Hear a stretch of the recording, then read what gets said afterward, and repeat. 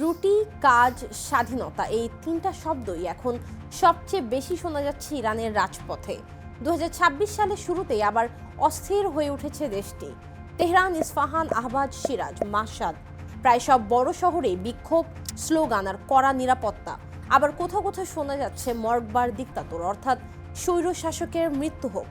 এখন প্রশ্ন হচ্ছে, ইরানে আবার কি হচ্ছে, আর এই অস্থিরতার সবচেয়ে বড় মূল্য দিচ্ছে কারা? গত কয়েক সপ্তাহে ইরানের অনেক শহরে ব্যাংক, সরকারি অফিস আর গুরুত্বপূর্ণ সড়কের সামনে জড়ো হচ্ছে সাধারণ মানুষ। কোথাও বিক্ষোভ শান্তিপূর্ণ, আবার কোথাও পরিস্থিতি উত্তপ্ত। কিছু জায়গায় সরকারি বিলবোর্ডে আগুন দেয়া হয়েছে, নিরাপত্তা বাহিনী ছুড়ছে টিয়ার গ্যাস। একাধিক প্রদেশে ইন্টারনেটের গতি কমানো হয়েছে, আবার কোথাও কোথাও সাময়িকভাবে বন্ধও রাখা হয়েছে। এই বিক্ষোভের সামনের সারিতে রয়েছে শ্রমিক, শিক্ষক, অবসরপ্রাপ্ত সরকারি কর্মচারীরা। একজন প্রতিবাদকারী বলছেন, আমরা রাজনীতি বুঝি না, আমরা ক্ষুধা বুঝি। ইরানের বর্তমান অবস্থা সাধারণ মানুষের কোনো হঠাৎ বিক্ষোভ বা রাগ নয়। দেশটির স্ট্যাটিস্টিক্স দেখলেই বোঝা যায় আজকের পরিস্থিতি কতটা ভয়াবহ। ইরানে এই মুহূর্তে ব্ল্যাক মার্কেটে $1 দাম 14 থেকে 15 লাখ রিয়ালের কাছাকাছি। এছাড়া চাল, মুরগি, তেলের মতো নিত্যপণ্যের দাম গত 3 বছরে বেড়েছে 2 থেকে 3 গুণ।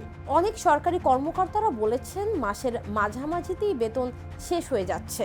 একজন বিক্ষোভকারী বলছেন, আমাদের সরকার মধ্যপ্রাচ্যের রাজনীতি সামলায়, কিন্তু আমাদের রান্নাঘর সামলাতে পারে না।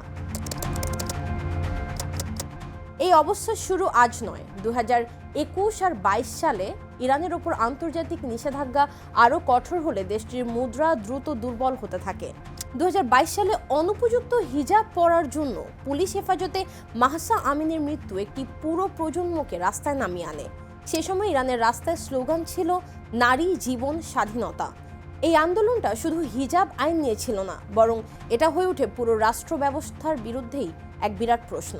2023 আর 24 সালে সরকার আরও কঠোর হয়, তখন বিক্ষোভ কমে, কিন্তু গ্রেফতার, ভয় আর দমন বাড়ে।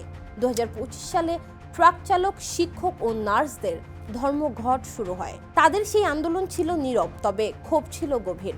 আর 2026 সালে এসে এই ক্ষোভ আর শুধু অধিকার নিয়ে নয়, বরং এটা এখন সাধারণ মানুষের পেটের প্রশ্ন। ইরানের সরকার বলছে পশ্চিমা নিষেধাজ্ঞাই এই সংকটের মূল কারণ। অন্যদিকে পশ্চিমা দেশগুলো বলছে পারমাণবিক কর্মসূচি আর মানবাধিকার লঙ্ঘন পরিস্থিতির জন্যই ইরানের উপর এই চাপ।